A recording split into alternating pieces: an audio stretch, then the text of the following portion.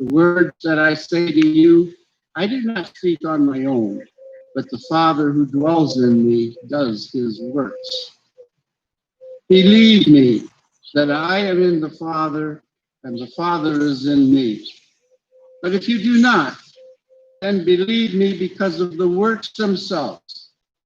Very truly I tell you, the one who believes in me will also do the works that I do, and in fact I will do whatever you ask in my name, so that the Father may be glorified in the Son. If in my name you ask me for anything, I will do it. This is the word of the Lord. Thanks be to God. Late on a Saturday night, the phone in the parsonage rang. When the pastor picked up the phone, it was not a call from the funeral home, informing him of a death and asking him to officiate at a service. No, it was a call from a church member asking, Reverend Miller, what do I believe? While wondering how he would tell someone what she believed, the woman continued saying, I just come from a party where we were discussing our religious beliefs.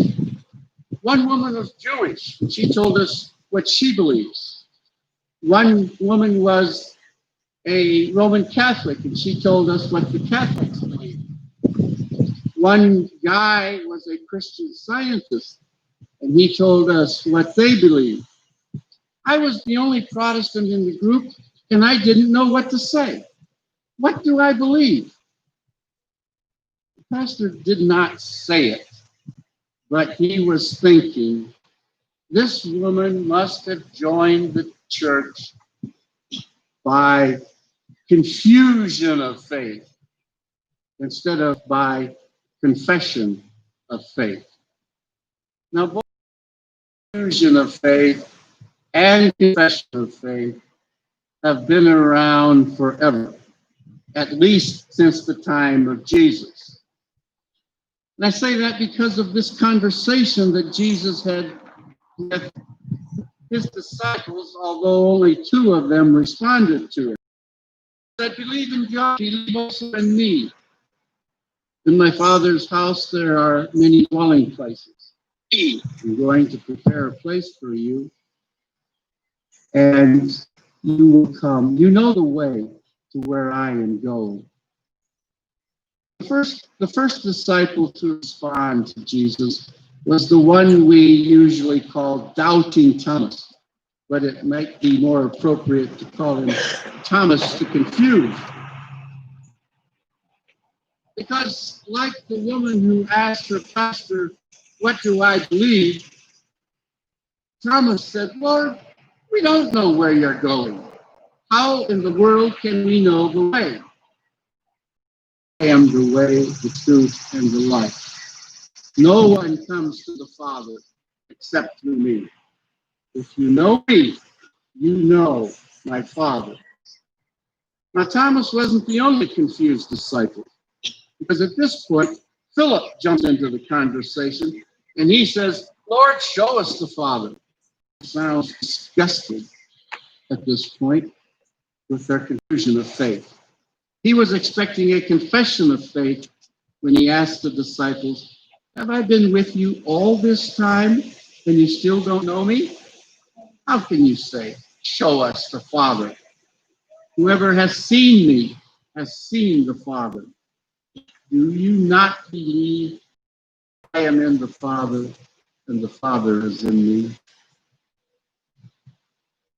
I'm also guessing that Bennett might have given some thought to a confession of faith, but as a high school freshman, Bennett was more interested in basketball and a girl named Jeannie than he was in God and religion. While Bennett was shooting baskets one afternoon, Jeannie walked by, and Bennett dropped the basketball right there, and he followed Jeannie, followed her all the way to her church, and followed her right into the church. She sat near the front. Bennett sat near the back, where he could watch her without being seen by her.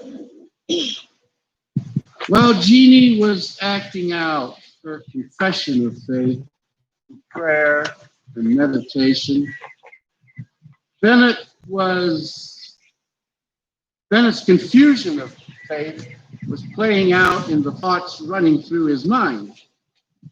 And he was thinking to himself, if God were like Jeannie, you couldn't help but love God. Bennett did not picture God as being attractive, like he thought Jeannie was. Instead, Bennett pictured God like a nagging brother with whom or from whom you want to get as far away as possible, as quickly as possible. Now, there are spiritual guides or gurus today who tell us to get rid of Bennett's nagging brother picture of God and get rid of it as fast as possible. J.Z. Knight pictures God as a 35,000-year-old man named Ramtha, and she functions as a channel for Ramtha. And through Knight, Ramtha gives this spiritual advice: abandon the old-fashioned idea of a judgmental God whom you could never. Once you get rid of God, there are neither sin nor guilt feelings anymore. Murder isn't wrong or evil if you believe in reincarnation. In a similar manner, the Reverend Terry Cole Whitaker teaches that the mass murderers of the world are sinless. If we followed her theology, we would have to say that the September 11th terrorists did nothing wrong. We would have to say that the Sandy Hook school shooter, who killed 26 people, including 20 children, didn't do anything wrong. And that the Bernie Madoffs of the world, who swindle people, didn't do anything wrong. And that the Jeffrey Epsteins and the Harvey Weinsteins of the world, who took advantage of women, didn't do anything wrong.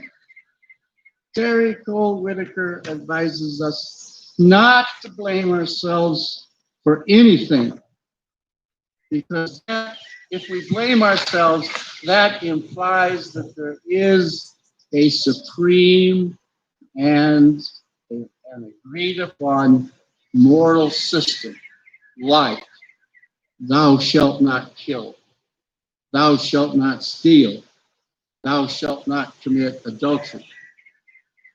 She is adamant. There is no right or wrong.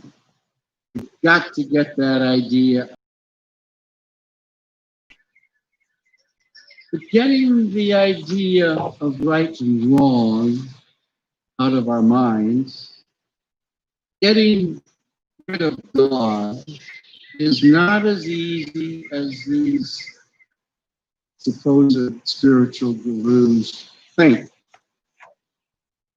A man, I'm sure it wasn't as large as Bernie Madoff made off with, but this man had embezzled a lot. And the day before he was going to plead guilty in court, the embezzler told his rabbi, I cannot live with myself. And the rabbi said, after tomorrow, you'll be all right. You're going to plead guilty. You will pay a penalty. You will be punished according to the laws of the state. That should make you feel better. There's something higher. My life has been corrupted, and God knows it. Getting rid of God doesn't get rid of sin and guilt feelings. Getting rid of a nagging brother God does not lead to inner peace, does not lead to a sense of worth. It does not lead to a joyous life. Leads to a meaningless life. It produces lives without purpose or direction or value.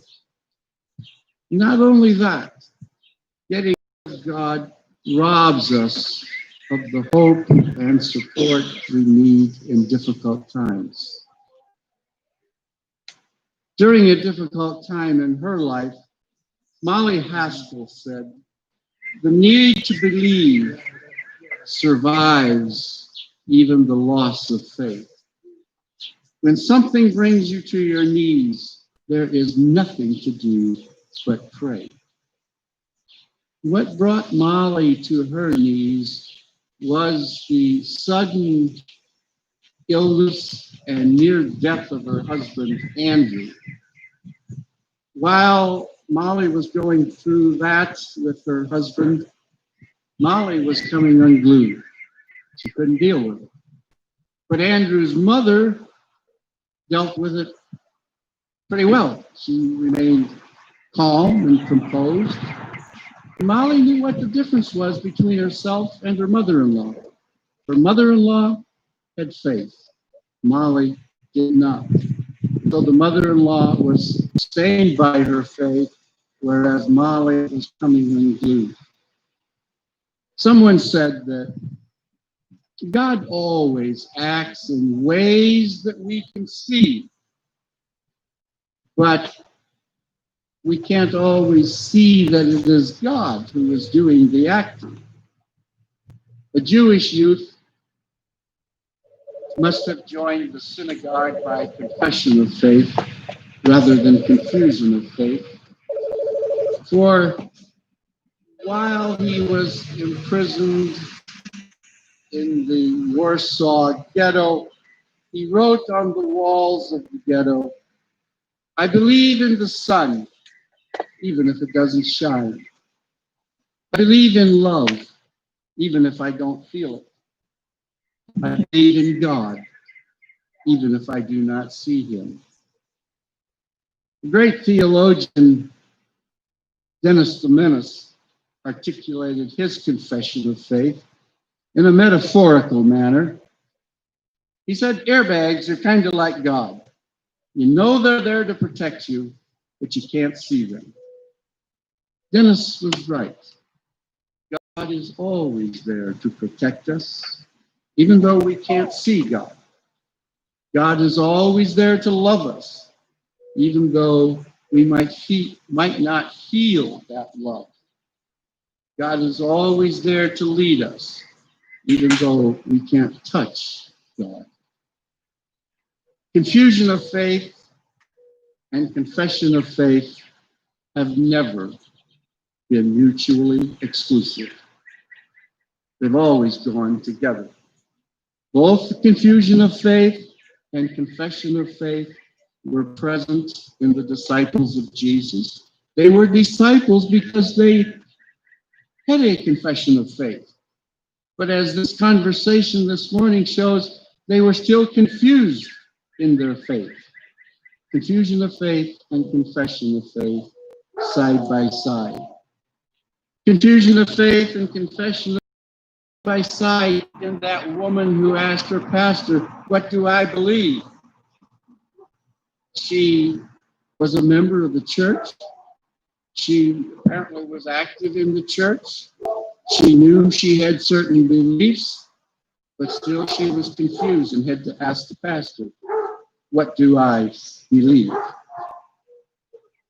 Confusion of faith and confession of faith are combined, lie side by side in the hymn we are going to sing for our closing hymn. I know not why God's wondrous grace to me he hath made known.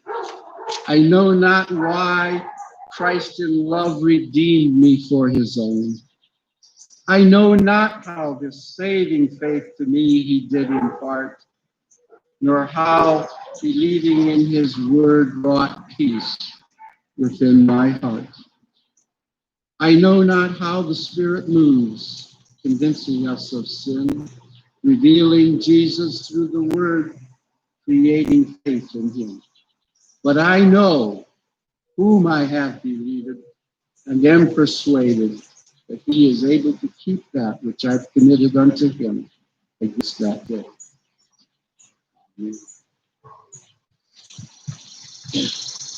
Before we pray this morning, are there other joys and concerns to share?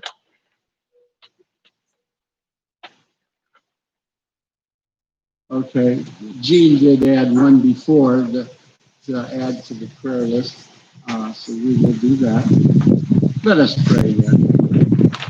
We plead for peace among the nations and justice for all people. Hear us when we pray in the privacy of us.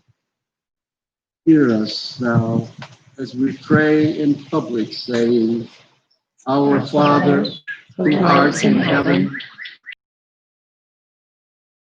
Forgive us our trespasses, as we forgive those who trespass against us. and lead us not into temptation, but deliver us from evil. For thine is the kingdom, and the power, and the glory forever. Amen. Last week, at this point in the service, I would normally ask for the ushers to come forward to receive our offerings, but the guidance we have received says not to pass the plates because that exposes people.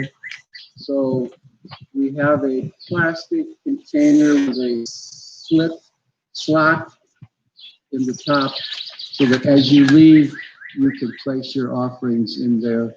But I will say the offertory prayer now. Let us pray.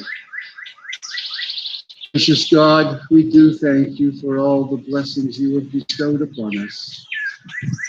Sometimes we say count your blessings, name them one by one, but that's impossible because your blessings are so manifold and rich.